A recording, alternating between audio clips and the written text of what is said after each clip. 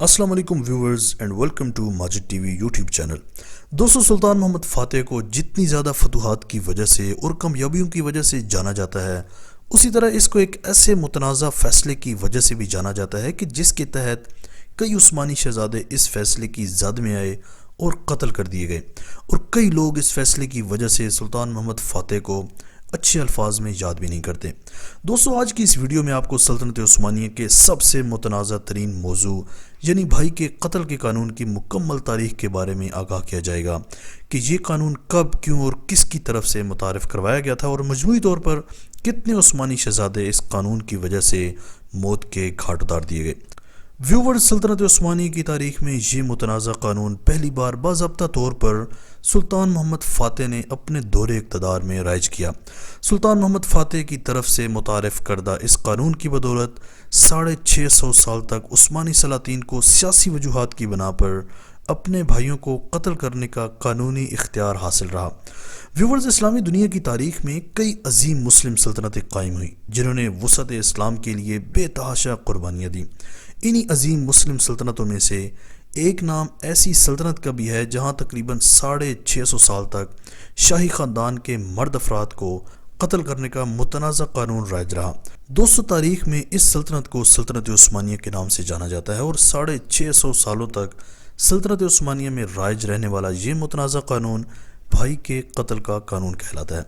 سلطان محمد فاتح کی طرف سے متعارف کردہ اس قانون کے مطابق میرے بیٹوں میں سے جو میرے بعد سلطنت سنبھالے گا اس کے لیے قابل قبول ہے کہ سلطنت میں انتشار سے بچنے اور لوگوں کی بھلائی اور نظام الہی کے لیے اپنے بھائی کو قتل کرنا پڑے تو وہ ضرور کرے۔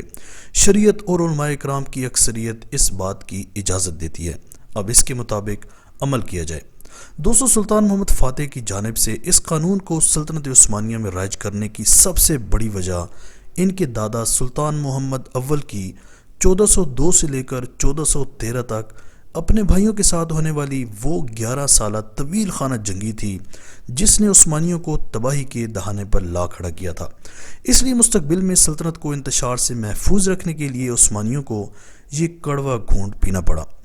ویورز، کہا یہ جاتا ہے کہ عثمانی خاندان میں پہلی بڑی سزا سلطنت عثمانیہ کے بانی سلطان عثمان غازی کی جانب سے اپنے ہی سگے چچا دھندار بے کو دی گئی تھی، جو کہ اپنی راہ ہموار کرنے کے لیے بازنطینی امراء کے ساتھ گٹھ جوڑ میں مصروف تھا۔ سلطنت عثمانیہ کے قائم ہونے کے ابتدائی دور میں خاندان کے مرد افراد تقریباً تمام عثمانی سلاطین کے ادوار میں سلطنت کے لیے مسئلہ بنے رہے، یعنی وہ شہزادے جو تخت نشین نہ ہو سکے، انہوں نے اناطولیہ اور یہاں تک کہ بازنطینی سلطنت کے تعاون اور پشت پناہی سے بھرپور بغاوتی کی اور خود ہی اپنی موت کا سبب بنتے رہے۔ 200 برادر کشی کے قانون کے تحت سلطنت عثمانیہ کی تاریخ میں مجموعی طور پر 63 عثمانی شہزادوں کو قتل کیا گیا تھا۔ قتل کیے گئے ان تمام عثمانی شہزادوں کو کمان کی تار سے گلا دبا کر مارا گیا تھا، کیونکہ ترک روایات خاندان کے افراد کا خون بہانے سے منع کرتی ہے۔